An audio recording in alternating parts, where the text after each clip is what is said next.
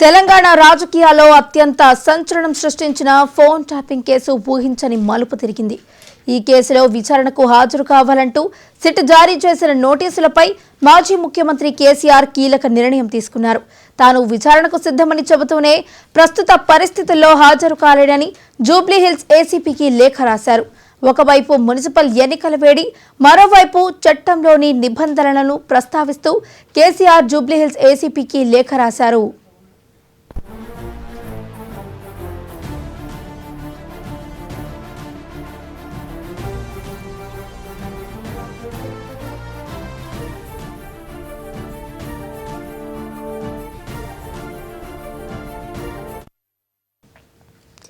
తెలంగాణలో ప్రస్తుతం 116 మున్సిపాలిటీలు, 7 మున్సిపల్ కార్పొరేషన్లకు ఎన్నికల సందడి నెలకొంది.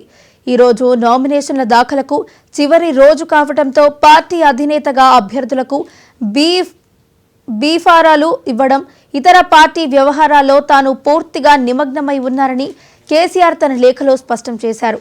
శుక్రవారం మధ్యాహ్నం 3 గంటలకు విచారణకు రావాలని పోలీసులు కోరగా ఎన్నికల ప్రక్రియ ముగిసే వరకు తాను అందుబాటులో ఉండలేనని ఆయన వివరించారు.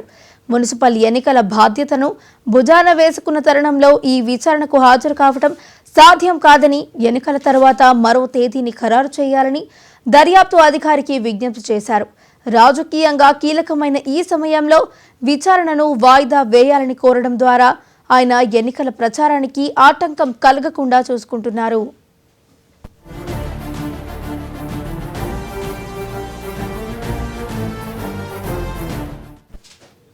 సిట్ నోటీసులకు సమాధానమిస్తూనే కేసీఆర్ చట్టంలోని కీలక నిబంధనలను తెరపైకి తెచ్చారు. క్రిమినల్ ప్రొసీజర్ కోడ్ సెక్షన్ 160 ప్రకారం 65 ఏళ్లు పైబడిన వ్యక్తులను విచారణ నిమిత్తం పోలీస్ స్టేషన్కు పిలవకూడదని ఆయన గుర్తు చేశారు. 65 ఏళ్లు దాటిన పురుషులు, మహిళలు లేదా దివ్యాంగులను వారి నివాస స్థలంలోనే విచారించాలని నిబంధన ఉందని లేఖలో ప్రస్తావించారు.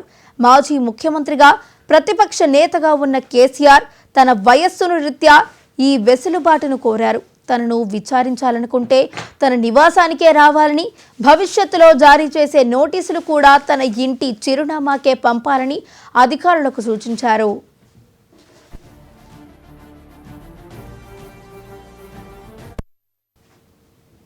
కేసీఆర్ తన లేఖలో తన ప్రస్తుత నివాస చిరునామాను స్పష్టంగా పేర్కొన్నారు.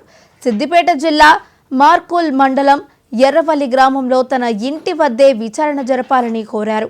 దీంతో ఈరోజు మరోసారి సిట్ కేసీఆర్కు నోటీసులు జారీ చేసే అవకాశం ఉంది. ఫిబ్రవరి 11 తర్వాత కేసీఆర్ను విచారణకు పిలిచే అవకాశాలు ఉన్నాయి.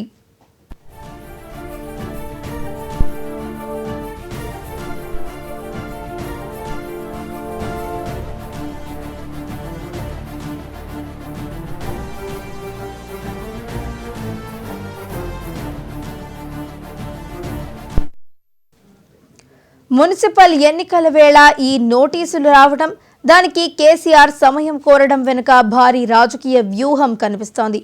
ఎన్నికల సమయంలో విచారణకు హాజరైతే అది పార్టీ క్యాడర్పై ప్రభావం చూపుతుందని కేసీఆర్ భావిస్తున్నారు. అందుకే ఎన్నికలు ముగిసే వరకు వెసులుబాటు కోరారు. మరోవైపు తాను ఒక బాధ్యతాయుతమైన పౌరుడిగా దర్యాప్తుకు పూర్తి సహకారం అందిస్తానని ఆయన లేఖలో పేర్కొన్నారు.